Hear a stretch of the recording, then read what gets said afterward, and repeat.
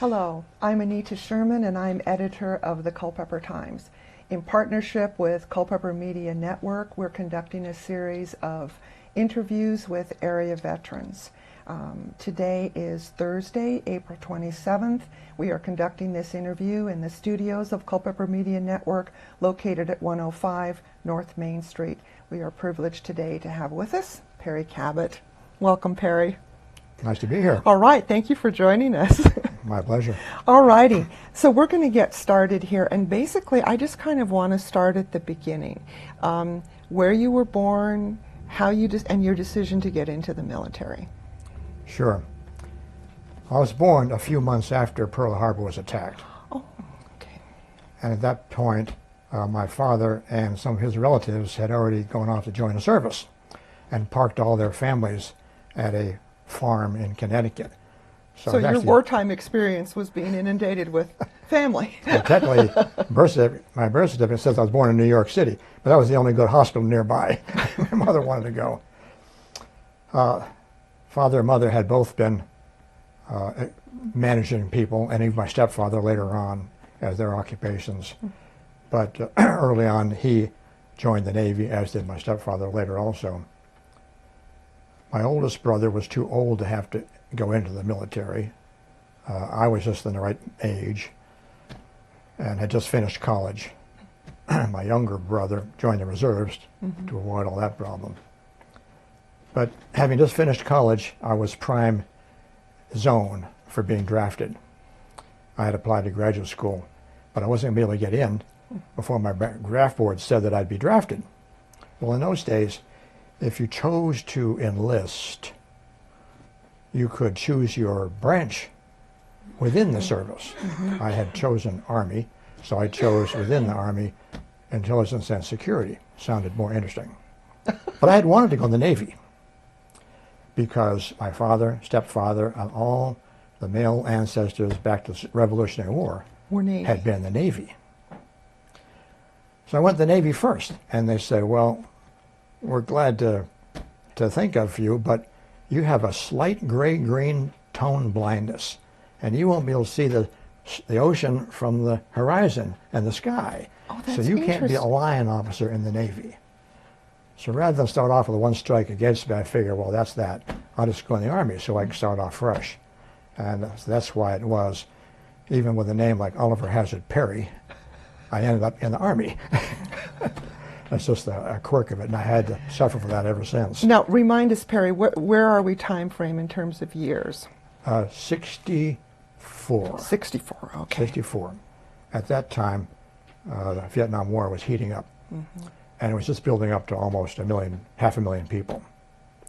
So it was getting very busy, and there was no way to escape all that. And it's just one of those things we all faced. We all knew what it was going to be. What's the next question there? Well, I'm just, okay, so now you've switched over to the Army. So where did that take you? Where did you do your training? Right. Or?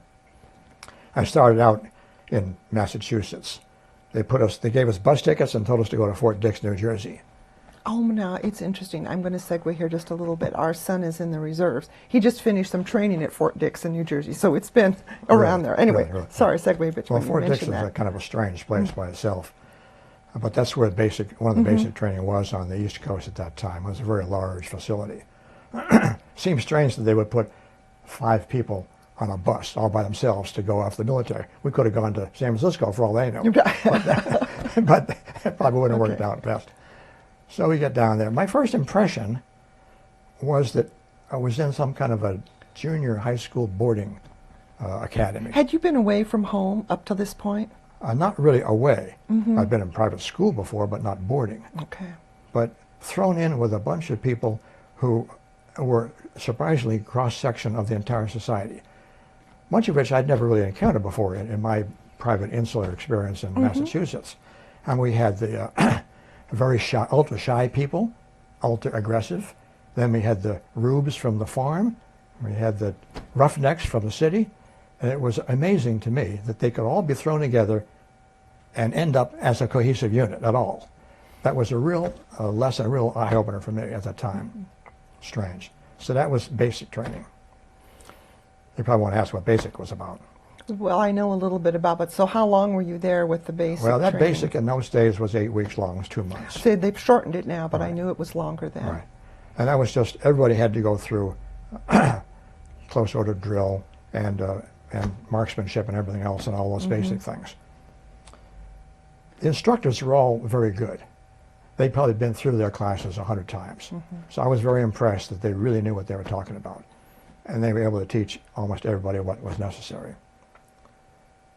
But one strange experience occurred.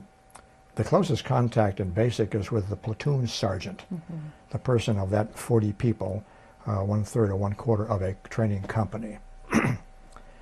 What turned out for us, that platoon sergeant was weird. And we learned a very strange lesson. Okay. Halfway through training, the entire company, which really happened, was assembled and marched off to a large mess hall elsewhere. We'd never been there before.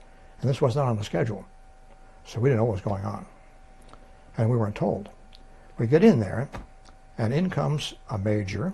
We had never seen even a captain before, let alone a major. And he says to us, each of you is going to be interviewed separately, privately. We thought we were really in trouble. None of you are in trouble, as long as you tell the truth. So we were even more suspicious. Well, the questions, when it came to my turn, revealed what was going on.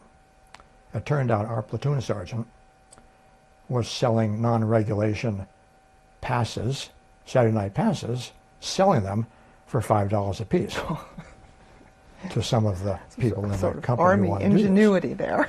Well, a pass is a privilege. Sure. It's not something to be sold.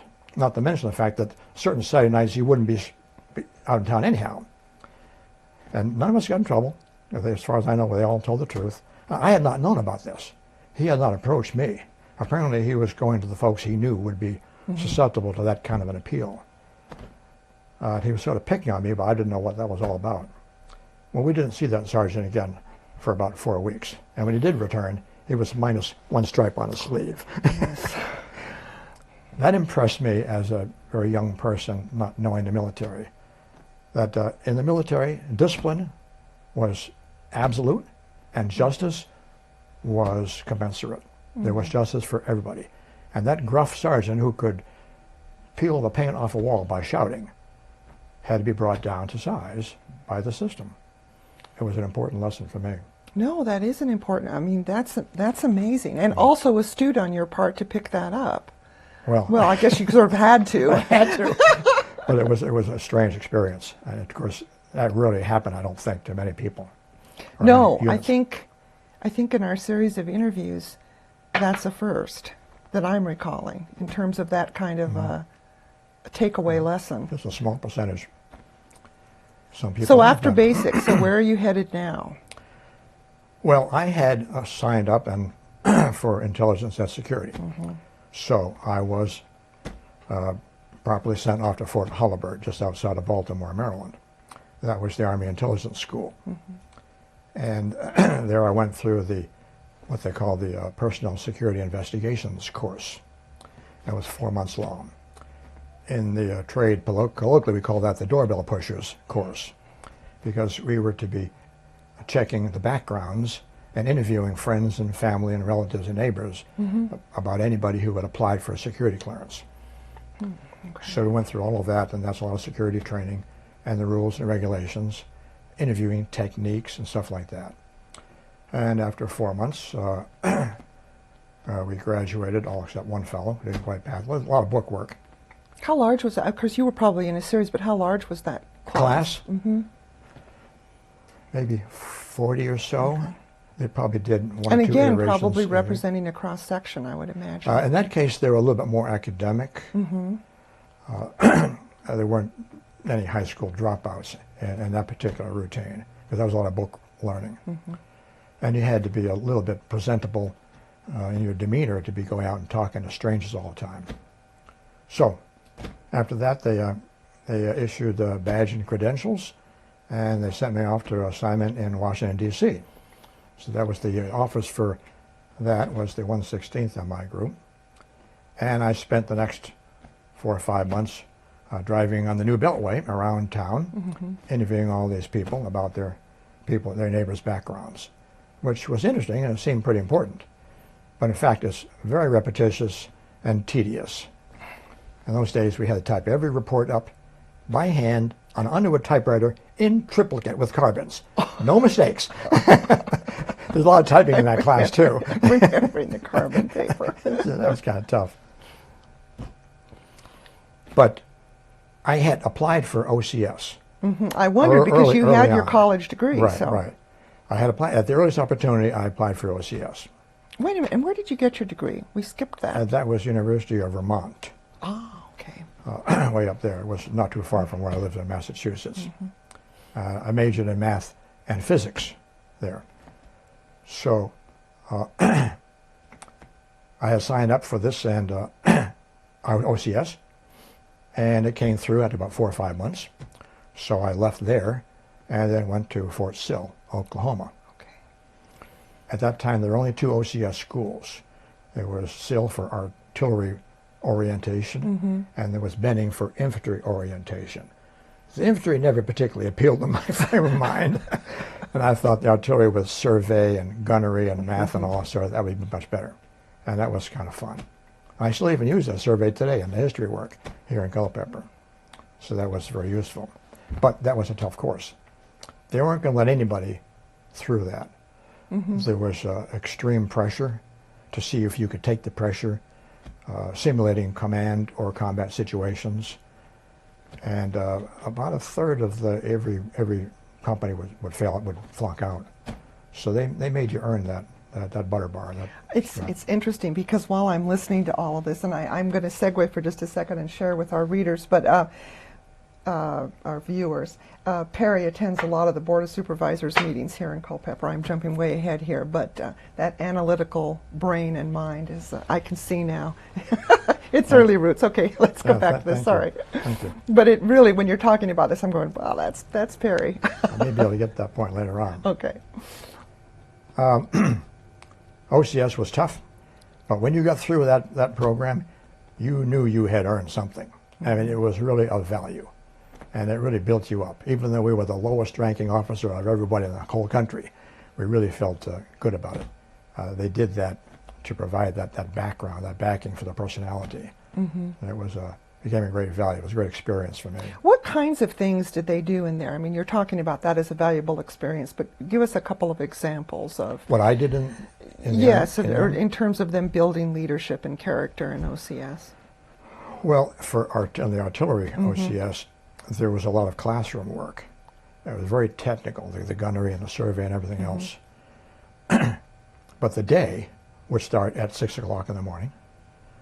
You jump out, and immediately the first thing you do is you put on your PT shorts and T-shirt, and you go outside and you run a couple of miles. That seems to be standard. Then you come back and you have 2 minutes to change into fatigues, and then you get marched off for breakfast, which you'd have to eat in about a minute and a half. It's called a square meal, like this. They're harassing you all the time. For the entire 6 months, no, for the first 4 months, we could not walk. You had to run everywhere. You never walked outside the barracks until you were an upperclassman the last 2 months. That was tedious, but the pressure was always intense there. So you have book work, then you have field work. We change uniforms as much as 5 or 6 times a day, depending on the environment. You go out there and work on the artillery tubes and the guns and get familiarized with it and have practice sessions and do all the survey work. So it was a lot of practical experience. You really had to learn what you were doing. One technical example, for survey, some folks might know what this means, to close. If you were to survey and give you instructions to go east for 100 feet, then go due north 100 feet, then west 100, and then south 100, you should end up exactly where you started. That's called closing. And if you couldn't follow the instructions properly, you wouldn't end up at the right place, which means that you're in the practical situation, the guns, you wouldn't know exactly where your guns were supposed to be. You had to know exactly where you were relative to the map, the USGS map. So we were very proud, since we could do that math, that they would take us in a much more complicated, through the woods and the mountains and everything else. We get back, and you had to be within about a foot of where you started. But And did it that's at the way it night. was. That's the way it worked.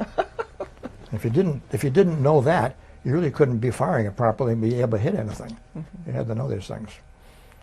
It appealed to the technical aspect of it all. Your math and physics. Yeah, right. It's very, very useful. But everybody picked up on it. I wasn't. There were a lot of other folks who weren't math majors, but they made you learn. So where did you go from there now?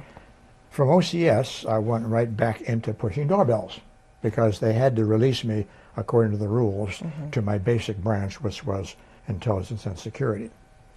But that assignment was a one-man office in the capital of Michigan, Lansing, Michigan. And I did the same thing there, doing the coordination with other law enforcement agencies to assemble the information about people living in that particular part of the state, the central part of the state. But that only lasted about 6 months also, because at that time the Vietnam War was really picking up. Because so now I'm figuring we're right around 66? 65, 66. That's right, Okay. 65 and 66. Finished OCS in 65. So mid-66, I get these orders to go to Vietnam. I wasn't unexpected. They're building up then to 500,000 people, including a very large military intelligence headquarters to oversee all of the non-tactical aspects of the war, the overhead imagery, the reconnaissance, coordination with national assets, and high-level processing of the intelligence, and and also even communications and electronic intelligence. Well, I was sent to a school again back in Holabird because it had been anticipated that even human intelligence, which is simply a euphemism for spycraft, even human intelligence would be a portion of the effort in Vietnam.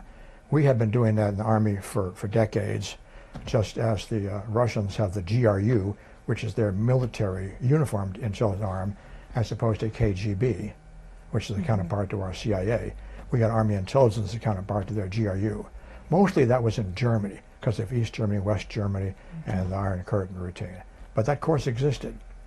So a select number of us were sent to that course back at Holabird. That was interesting. That was lock-picking, surreptitiously opening envelopes, electronic bugging, tailing, even infiltration on a rubber boat in the middle of the night on the coast of Maryland.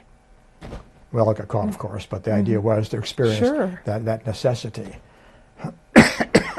There was never much of that work in Vietnam, it turns out, but they didn't necessarily anticipate all that. And when I got there, because of my math background, I was asked to put together a computer program to analyze all the tactical reports coming in from the field, all the contact reports. I told the leadership that it wasn't really going to do what they thought. They had great grand visions of this new thing called the computer, but there was nothing near what we have today in computers. They couldn't quite envision it, though. But I put together this program, and in about 6 months, the IBM 36050 down in Saigon, which was about as big as this room. Right, those early computers. When I ran all the financing and accounting and the inventory and logistics control for the whole country.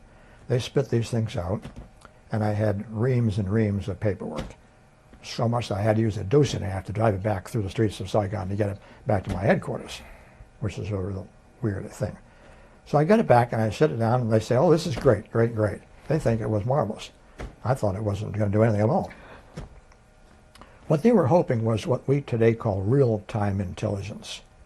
You collect something immediately, you process it, figure it out, get it straight, and then send it right back out to a unit which can take action on it. So they didn't really have the technology to do that then at all. It was decades away, decades away. But conceptually, the lesson was learned here that you can conceive of something, but putting it into practice is a different matter altogether. And they didn't really have the technology to do that, to match the concept. Well, so that was another lesson. Concept, upper levels. Today we have a word for that, by the way. It's called GOBI. GOBI is an acronym, stands for General Officer Bright Idea. which in fact is a bad idea. But the general officer doesn't quite have the humility to figure that out. And he may not have anybody to tell him, boss, this is not going to work. But that was a Gobi, my first experience with them. Delivering these pieces of paper around Saigon, the various headquarters, provided one more very strange lesson. I had to take a copy to the Combined Intelligence Center of Vietnam, which was the top level collector of all documentation. So you're in Saigon now. I mean, when you talk about taking this to Saigon, so I mean, yeah, this is all Saigon. This is in Saigon. Okay. The headquarters of this unit was just outside of Saigon, the city, but we had travel all through Saigon all the time. I took this copy to the CICV, CICV, big headquarters with all the documentation. And I get there, and I wasn't going to try to impress him. I just gave it to the sergeant, the NCOIC. Well, he was in a real gruff mood. I couldn't figure why he was in such a foul mood. And I asked him, why? He said he'd been getting all sorts of reports of enemy casualties, enemy KIA, prisoners of war, weapons captured from the field. He was getting them from the company that did the action. Then he was getting another copy from the regiment above the company, and then from the division above the regiment. Well, they're all exactly the same reports. Mm-hmm. And he says, they're just duplicating what I already got. And he was telling his bosses, we can't put all these things in there. At least we got to code them somehow. He had been told, no, your orders are to file all the reports. Well, that completely distorts the view of what was then being called the strategy or the campaign of attrition. The idea, if you can kill all the VC or get them down low enough, you can walk over the rest of the country. Well, the reports that he was filing looked like we were killing a lot of VC. Now, the CIA had a different way of analyzing it. They came at it from a more subjective point of view, and they were coming up with different figures. But this argument went on for years, and it never really got resolved, even in Washington, D.C. So the figures were misleading, and he knew that. The sergeant knew that. So I'm getting a little confused here. So duplicate reports rather than coalescing those reports. That's so in other words, you could have a kill of 100 or whatever, but repeated several times rather than realizing we're talking about the same 100. So it looked like on that date this unit killed 200 or 300 people. But in actuality, they had. And the result was you had about a 50% inflation in the actual figures, which was atrocious. Mm-hmm. We're talking hundreds and hundreds of thousands of people killed, Vietnamese killed. This all, of course, didn't come out right away. Mm-hmm. As we know, I didn't have a dog in that fight in particular. I figured it would get straightened out somewhere, and I wasn't in my position to do anything about it. Well, it didn't get straightened out. And we know the result. We all got surprised later on. Sure. That's interesting. CBS in 1982 did an expose on this thing, which was called the body count issue. Mm-hmm. And they exposed it all. And General Westmoreland, who of course had been the commander of Vietnam for 4 years during all of that period, was very embarrassed, and he sued CBS. You may have known about this. Who's that big CBS interrogator extraordinaire? He just retired a few years ago. He was a real gruff fellow, mm-hmm. big interviewer. He had done this one. And he sued CBS. Well, that didn't work because Westmoreland's own chief of intelligence, General McChristian, got up on a witness stand, and he had to tell the truth, and he says, "Now, I knew of the duplicity. I knew what was going on, but I was told to shut my mouth." Mm. So Westmoreland had to withdraw his suit and ended up in disgrace, basically. But you think about how many thousands, maybe tens of thousands of people were killed after all that duplicity, persisting in the myth that we were winning. That's a real travesty there. That's one of the worst black marks we ever had. That's the political part of all of this. That's the political part about it. That's the political part.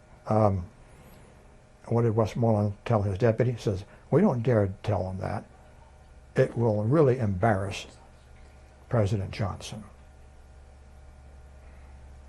That's exactly what he said. So they went on another couple of years. I find this, I mean, I find this really fascinating because this is just, I mean, you were doing the task that was assigned you, but you were clearly astute enough to realize that what was happening in that numbers game. Although that you're right, it's not. You Well, weren't. you gave me too much credit. As a young lieutenant at that time, I really couldn't see the politics. Yeah. I knew that technically, mathematically, there was something wrong there. Mm-hmm. I figured there'd be a way to figure it out, and someone would see that, then punch the right button. They just didn't. And I didn't really know about all the aftermath until years later. Just had to struggle on through the whole thing. We all did. Yeah, that's really interesting because those numbers. That's all I'm out of the record. But so I didn't see it from the inside. I saw some of the pieces of it, but I didn't know what was going on until later. Weird. So Anyway. how long were you then in Saigon doing that, or how long did you have that task? I was there for a year. In those days, the tours were 1 year long in a combat zone. And I could have packed up and left after that 1 year. Easy, no problem at all. But I had sensed that something was strange going on here. This experience with CICV here. And also, I wasn't one to go out in recreation around town. I wanted to find out what was going on. I was thinking maybe too much. So in my free time, I took night classes to learn Vietnamese language. And if I had a day off on some day, I would get my camera and go wandering around downtown and take pictures.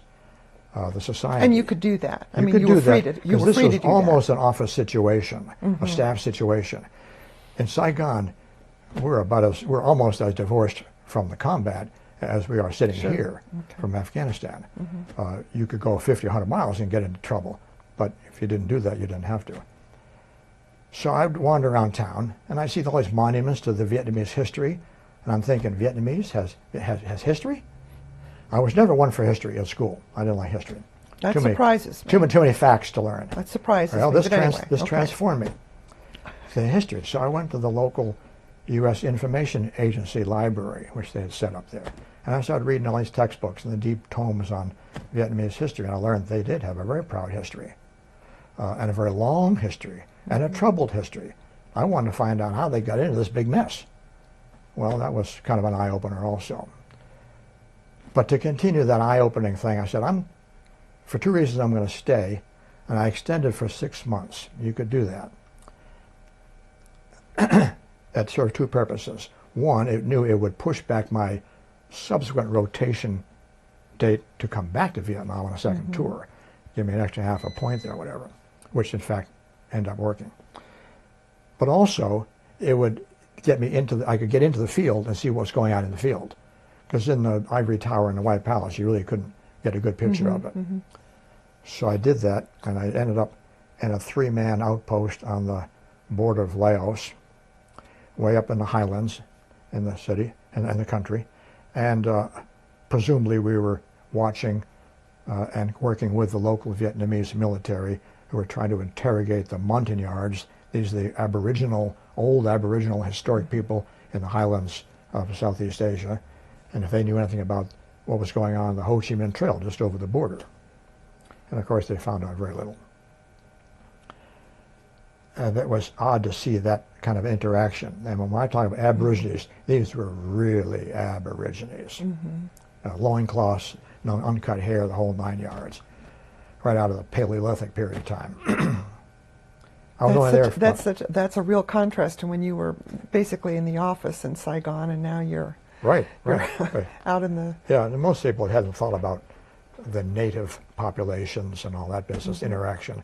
But they didn't even know about all the different interactions of the cultures in Southeast Asia. It was to them in Washington, it was just Vietnamese and the rest of us.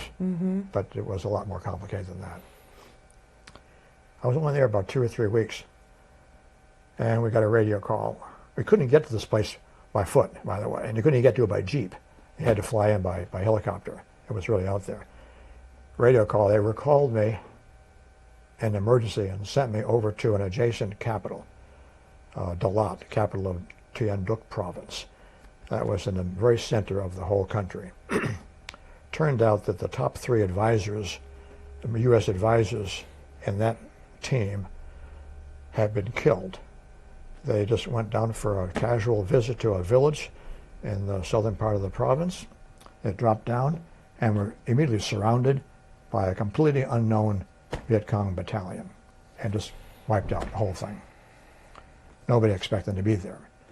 In retrospect, we then learned, of course, that this was the prepositioning buildup of units in preparation for what was to come 6 weeks later, the Tet Offensive.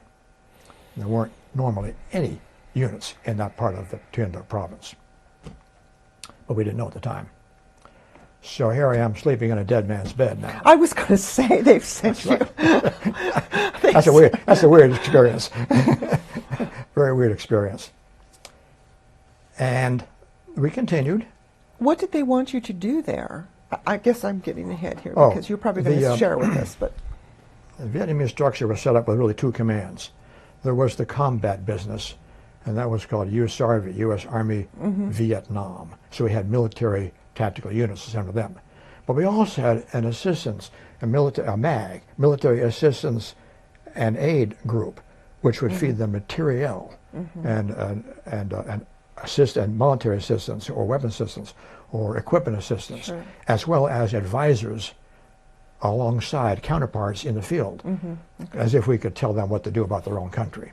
But mostly, it was also to see what they were doing and whether it was effective or not. So I was the intelligence advisor working along with an intelligence Vietnamese fellow, who I could barely speak with my limited Vietnamese, but we could. And each staff of the Vietnamese had a counterpart U.S. staff. That was called the Sector Advisory Team. But the top 3 of the commander, lieutenant colonel, operations major, and an intelligence captain were all killed. So over there we got a new team already. And I'm trying to put this thing together. Oh, I just thought of one more weird situation. My intelligence counterpart had to have use of what we called in the Army intelligence Charlie Fox. CF stands for Contingency Fund. It's basically what we would call a slush fund, and it was used for informants. So whenever you're in intelligence, a deep intelligence environment, there would be occasions where you had to use money to get information. It's always been that way. And this is legal, but it was highly controlled, and had to be accounted for, every single dollar. Well, I was the only one that had access to the contingency fund. I was the intelligence representative. And I was expected to you're sitting money. on the big bucks. That's right. Okay. I was expected to feed this fellow money to go out and give him informants. And how did you ensure that he was doing that? Well, at Fort Holabird, the course had said, you get reports back, you check them, and you verify them and try to cross-check them. You record it all. You keep track of who it went to and how many and what informant, who this fellow is he reliable? And you backstop him, so to speak. Is he really who you think he is, or is he a double?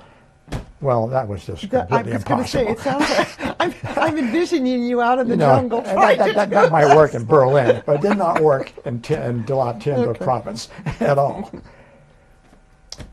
And I get this pressure from him, and he's expecting me to do it just as my predecessor had. I'm saying, where are the reports? And he goes, what are you talking about, Lieutenant? And before I know it, I get called to the carpet by my boss, who was Lieutenant Colonel. And I got called into the office, and with the Lieutenant Colonel is the civilian advisor chief. This is a man from the State Department now. So the governor had a counterpart of the province, and I was a State Department political officer. This fellow ended up being an important ambassador, by the way, later on. A very nice fellow. And he, that State Department fellow, and my commander, sitting there also, like you and I, they're explaining to me the facts of life. This young lieutenant. The lieutenant, you're supposed to give that money out. I'm saying, really? It doesn't seem to me it's exactly the way I was taught to do it. So, we think we should do that. So you go up to your headquarters, which was the corps level, Ban My Thuot, and get the money and explain it to them and go ahead and do it. So I went up to Bamutut and I told my next level, said they want me to give this out. So here's my requisition for this, a couple $1,000. And I said, it doesn't seem strange. He says, don't be naive, Cabot. That's just the way it is. Here's your money. All crisp, completely unused $20 bills. You know? And I take that in the helicopter and I go back there and I start passing it out the way I should have. It's just totally unreal. It's almost like, I don't know what you would call it, like a catch-22 or a very Kafkaesque. How often did you have to do that? Or would just Not depend? very frequently. Not very frequently. They got the point that I was reluctant. I got a few reports from them to kind of play along with the game, so to speak, to make it look like it was being done and satisfy this lieutenant so he didn't make any more trouble for them. I had to maintain a relationship with him. I wouldn't do anything, and I wouldn't find out what he was doing at all. So it was kind of an accommodation routine. But apparently that's the way it was everywhere. It wasn't really working the way it was supposed to work. The environment wasn't set up that way. This is a combat environment. Sure. This wasn't Berlin. Sure. No, it's just not the same thing. Well, it didn't last too long because 6 weeks later, the first day of the Lunar New Year in 1968 was the 31st of January. I had looked that up. I didn't remember it. On that date, we all got shocked out of bed early in the morning. The city of Dalat was under attack. I said, that's impossible. Nobody's going to attack Dalat. Dalat was 5,000 feet elevation. It was a cool resort. It was the resort of Southeast Asia. There were mansions, brick mansions up there for all the wealthy business people and from the French, left over from the French colony days up there. They used to go on tiger hunting up there in Dalat. That was the place where they had their experimental nuclear research facility, where they had the counterpart to our West Point, the military academy. It wasn't a tactical, there were no military units there at base whatsoever. Why are you attacking Dalat? But of course, it wasn't tactical, it was strategic, as we learned later. Psychologically strategic, just as every other of the 43-odd province capitals were attacked on that occasion. It was to make that shock effect, that they could still do this. Because we hadn't killed them all, that's why they could still do it. But we didn't know that. Well, that didn't work well because we didn't have any military in Dalat. And after the S3, I was the S2, intelligence advisor, after the operation advisor got killed, trying to work with the Vietnamese that they could, we retreated to a strong point and holed up there and called in a so-called reserve Vietnamese force from outside, a RUFPOF, a regional force, popular force unit. It would come in and try to clear them out. That worked for a while until they got bogged down going up against the brick mansions. They got fired upon by the fortified positions, and they ran out of the only ammunition they really had was grenade launchers. Didn't have any heavy equipment. So they called it, we heard the radio calls that they were out of ammunition, and nobody wanted them to fall apart. So another lieutenant and I picked up some cases of ammo and put a squad together and drag it out there to resupply them so they can get across the road. And we put down covering fire, they can get across and give them that ammunition. We did that. They got across the road. They got the initiative back. But a few moments after that, the next thing I knew, I was looking at the back of this other lieutenant's head, and it would turn into a faucet. Okay, we're out of here. So we just left them clean it all up. And then we all left that strong point and retreated to the rooftop of the Vietnamese military academy, surrounded by a couple of squads of RUFPOF for about a week or so until it got settled down. So that was the hard part. That was the real hard part. And you don't forget those things. You don't forget those things at all. What happened after that? Wasn't too much. That's January, February. My time was going to be up in a few months. We put things back together in the best we could, but things were never the same. They were never the same after that. And I can recall sitting in my Jeep one morning. Yeah, I just gotten orders to go back to the United States, and the orders were to a do-nothing job in Fort Huachuca, Arizona. Well, that didn't appeal to me at all, but I was on a limited time slot, a limited time commitment from OCS, 3 years from the date of commissioning. And you're a lieutenant now? A lieutenant, I think I was just been promoted to captain. Okay. Just after TEP, by the way, it turned out. Just the timing was that way. It was all by time. It wasn't by merit or anything. But I only had a few months, would only have 6 months back in the States before I would have had to retire, leave the service. And I thought, this is strange. What am I going to do if I get out? I had never thought to stay in the Army. It had not occurred to me. Go in, spend some time and get out and get on with my life. But I sat there and I thought, I think I know this job. I know it at least as well as my peers.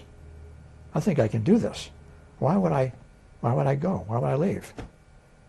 So I replied to those orders with an application to go indefinite term of service, and immediately sent back fresh new orders to assign me to the Defense Intelligence College for the Advanced Intelligence course. That was 50 years ago, and I never looked back. So that's how I got into being a career in the Army. That's the way it was. And that took you back to like the Washington, D.C.? That took me back to Washington, D.C. Headquarters was there. I had been so intrigued by that State Department fellow, who, by the way, as I left, handed me a book, a famous book about China.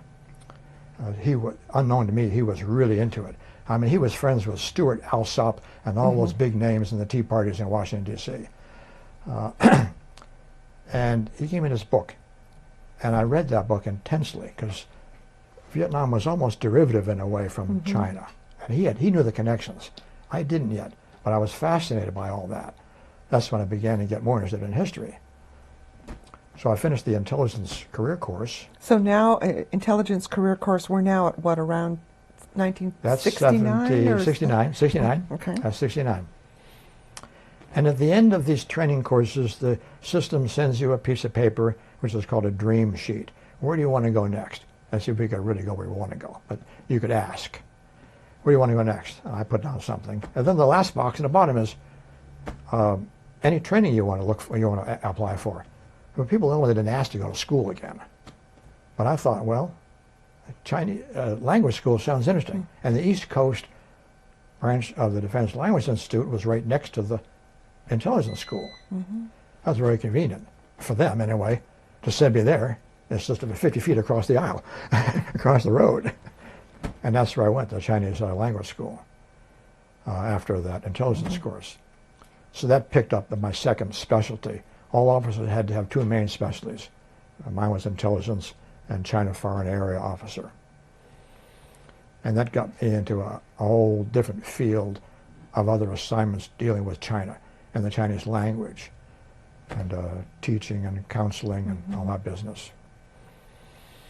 Wow. So now, are you still with the Army, or have you retired from the Army? Where are we with that?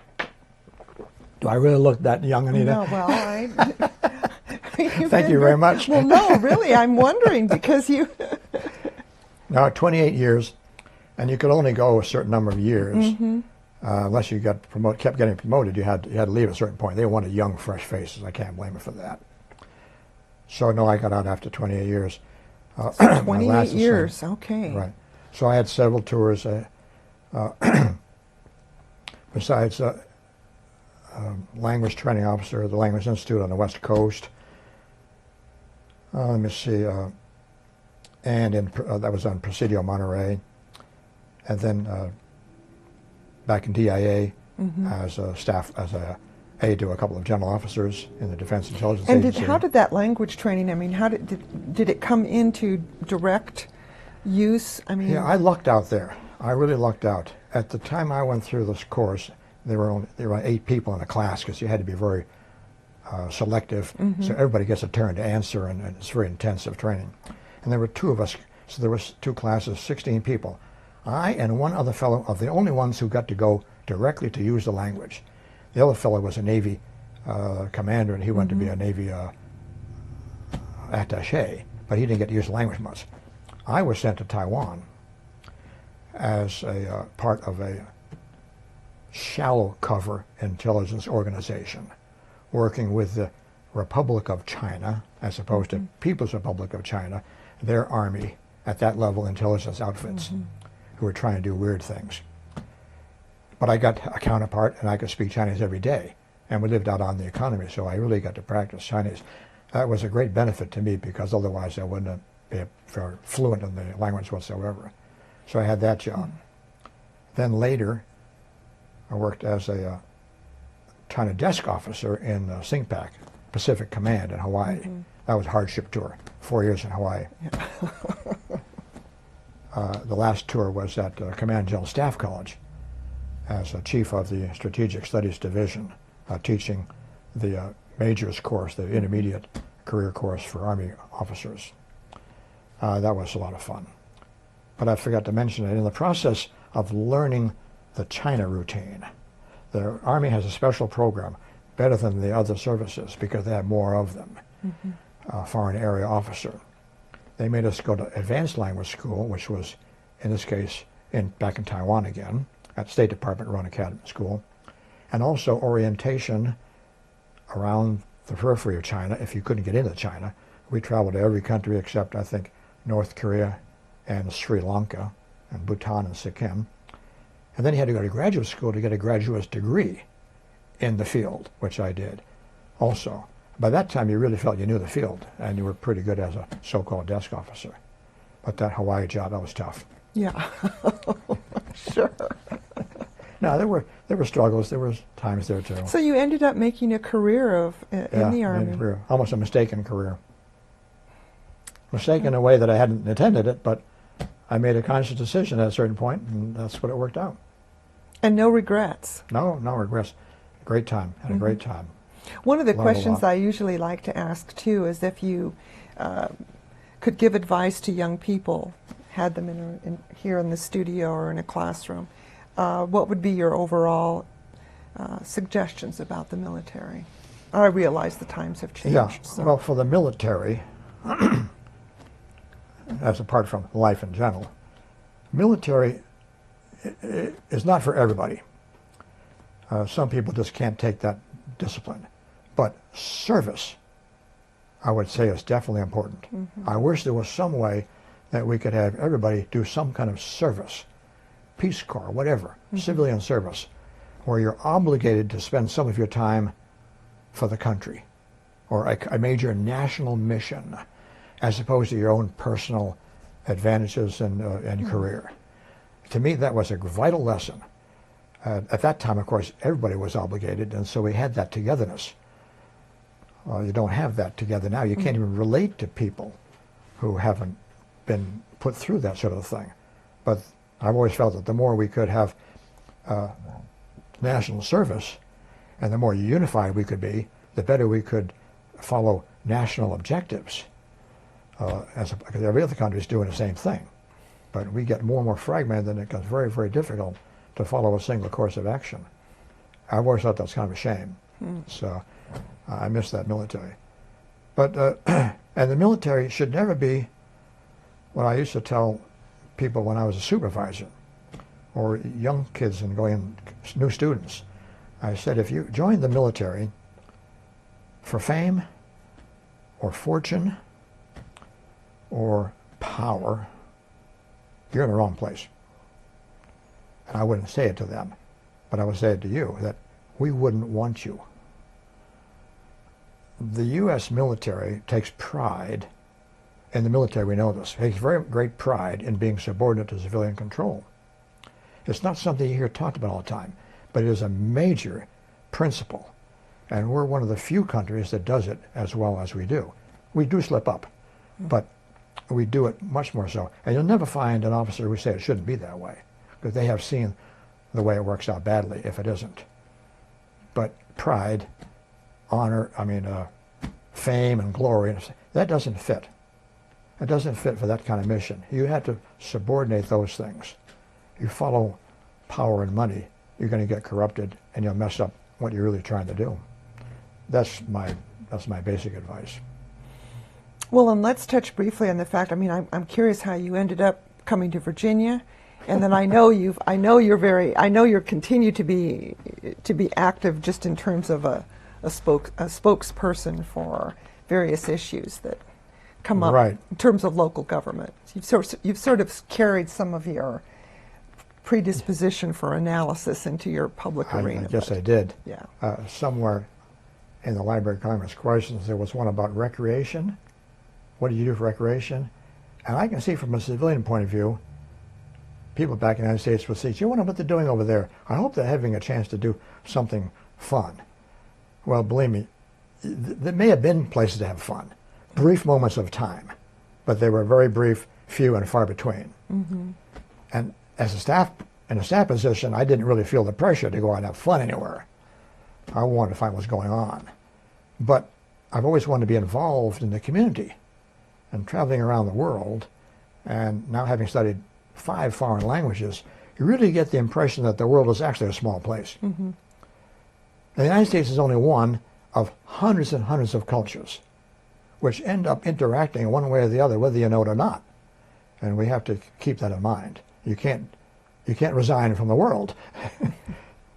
So whenever I moved to a new place, a new assignment, I would immediately go out on the economy. We call that outside the gate, mm-hmm. and find out what they were doing in the societies. So in Hawaii, I volunteered to help run the telescope up on the mountain for the local astronomical society. Here in Culpeper, I didn't join the Vietnam group, the veteran groups, but I did join the service groups. I wanted to see what the community was doing, mm-hmm. Like Ruritan Club and the Historical mm-hmm. Society. It's just always appealed to me to get right in there and see what the people were doing. If I was going to live there, I might as well work with them. Well, you've done an admirable job of that, that's for sure. It appealed to me. It appealed to my sense of learning, I guess. And I get the impression that you're learning still from everything sure, that's around you. Sure, I always do. All righty. Well, thank you very much for joining us today. Is there any last comments you'd like to share? Or I think we've covered quite a bit. I think we've covered quite a bit. Yeah, I think so. Thank you again for joining us, and thank you for our service. Yeah, thank you to our viewers out there. You'll be able to see this on Culpeper Media Network. It's on there, War Veterans, History of Our Heroes. We look forward to sharing more of these stories of our local area veterans. If you are a veteran or know of one that you think would like to come on the program and be interviewed, please contact Culpeper Media Network. Share that interest and we'll be sure and get hold of you. And please join us. Stay with us.